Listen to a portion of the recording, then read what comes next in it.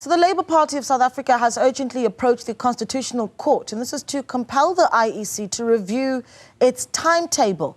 Now, this might necessitate a postponement of the 29th of May 2024 election date, with only 33 days before the polls.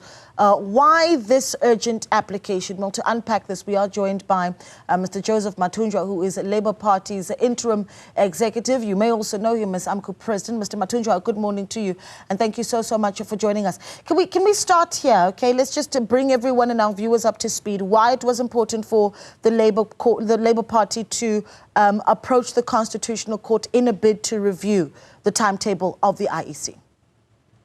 Thank you very much. The reason is that we were excluded, as a party that has fully registered with the IEC and also furnished them with the required number of signatures as supporters to these processes. And therefore, is not only a Labour Party that was excluded, many other parties, about 37 parties that were excluded, of which we believe that this is an infringement of our rights and the people of South Africa who wants to associate themselves with the party of their choice. Yeah, let's talk about your party specifically, though, Mr. Mathunjwa. Why was your party excluded? Let's talk about that, because you've raised issues of technical glitches with the online system. Yes, I think it's an underscore to say technically it was malfunctioning. The IEC system was malfunctioning, and also we know that it has never been tested. This system was only designed for the new parties, and all these stringent draconian laws and procedures was just meant to protect the old boys club. So, and also furthermore, we have experienced the injustices that was committed by the IEC, the favoritism, in particular the Electoral Court, by giving the IEC indulgence of submitting their answering affidavit 2 days later. That it caused us time and it delayed our processes. But, secondly, it also gave them an opportunity to file their condonation after the matter was heard, which is unheard of, that you go to the court, you hear your matter, then subsequent you have been given another indulgence to file your condonation. All these issues, it shows clearly that it was meant to exclude other parties in these processes. Yeah, what do you say if I were to put the argument to you, Mr. Mathunjwa, that you perhaps as the leadership of the Labour Party, you yourself, by missing deadlines, and especially when we saw you in March seeking an extension of the deadline, by missing deadlines have betrayed your own electorate, and that this isn't, or your constituency, and that this isn't really the purview of the IEC? What do you say to that? No, that is unfounded. The fact of the matter, if there was no malfunctioning of their system, would be in the ballot paper today. This malfunctioning was caused by them. Even in their paper, they do admit that there was malfunctioning in their system.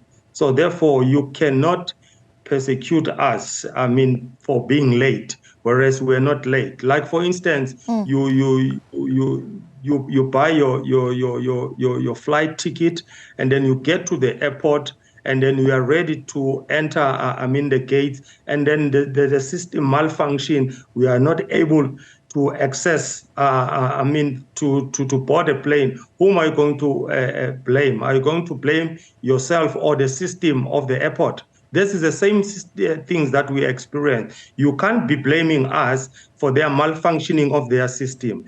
And furthermore, we are employing the expert on this field to come and give us a paper on this matter. We are not going to lie down and allow the IEC to trample over our rights. IEC, as far as we are concerned, is becoming an alliance partner of the ruling party. The way they conduct themselves, or they are also contesting election, instead of assisting the people of South Africa to realize their constitutional right to affiliate or to form, but instead they are the one who are bearing us not to exercise our constitutional right. Hence, we are heading to the Constitutional Court, of which tomorrow they must submit their answering affidavit before the court. Okay. What would you like to see come out of the Apex Court then? I think Apex Court, they've got all the laws within the Constitution or the sections that they had to revise their timetable to set aside the timetable for the election. Is not us, Labour Party, but that is what the Constitution requires them to do. And the first respondent is the very same IEC, and the second respondent is the state president of the country, Mr. Cyril Ramaphosa, and the third respondent are all registered parties into these elections. So of which we have filed all those, papers to all these three, parties. Yeah. Okay, Mr. Mathunjwa, let's talk a little bit about this now. Your constituency, I believe, has signatures from the Limpopo platinum mines and gold mines. I mean, just talk about how big of a constituency it is that you're looking at here, and then this is my next question to you would be, if we see the Constitutional Court then, go with your suggestion of possibly postponing the elections, is that not an infringement on the rights of South Africans who are expecting to be voting on the 29th of May? You talk about the rights of these parties in your own constituency being violated by your inability to submit your final documentation with the IEC. Doesn't mean that if the majority they have complied and the minority right has been infringed, that means we'll be infringing the right of the majority. That does not work like that. So we feel, our right being infringed. That's why we took it to the Constitutional Court, of which the Constitutional Court has to make a determination whether our case is correct, whether our case is in line, whether our right has been infringed by the IEC. That's the reason we are taking them. They are supposed to determine. Yeah. Just talk to me about some of the parties that are supporting the case, right? I mean, I believe that Operation Tudula is there as well. Would you name a few of them for us? Yes, it's ACUM and the UDCP, United Democratic Christians. We've got plenty of them. There are so many. Of those parties, just to mention the few. But yes, Tudula is part of it, and UCDP is part of it. And also, according to our information, the Arise South Africa is part of it. They were supporting us. We spoke to Comrade Mpo. Is very much supportive. So there are many parties that agree. 37 parties that their right has been infringed. So hence, the Constitutional Court must make a determination on this matter. Okay. Some of those parties, the Daga Party, Izweletu Party, the African Covenant, African Economic Freedom, South African First, Operation Tudula, I mentioned, the Land Party of South Africa. It's quite a few of these parties that are going in support of the Labour Party. Can we talk a little bit about what the key objectives of the Labour Party are? So we can, if we see the exclusion standing and the Labour Party is not able to compete in the upcoming elections, what it is that you would have been offering the electorate and what we'd be missing out on? This party is not just formed for election, for 2024 election. This party is here to stay.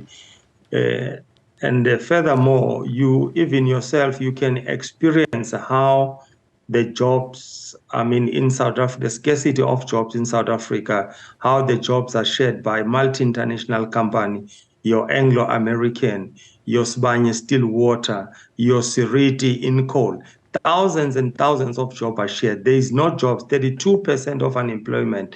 In the very same parliament, there is no political party that is defending the cause of the working class in South Africa. Okay. So therefore, we will build our structures, and it is not just for members of AMCO. This is the Labour Party of South Africa for unemployed and those who are employed. And even yourself, you'll have a chance to associate yourself with a party that will protect your rights at the workplace. Right. Mr. Mathunjwa, thank you so much for your time. We really do appreciate it, and we'll be watching the efforts that you take with the Constitutional Court and the supporting parties as well. Mr. Joseph Mathunjwa, of course, is the interim executive at the Labour Party, and you may know him as well as the president of AMCO.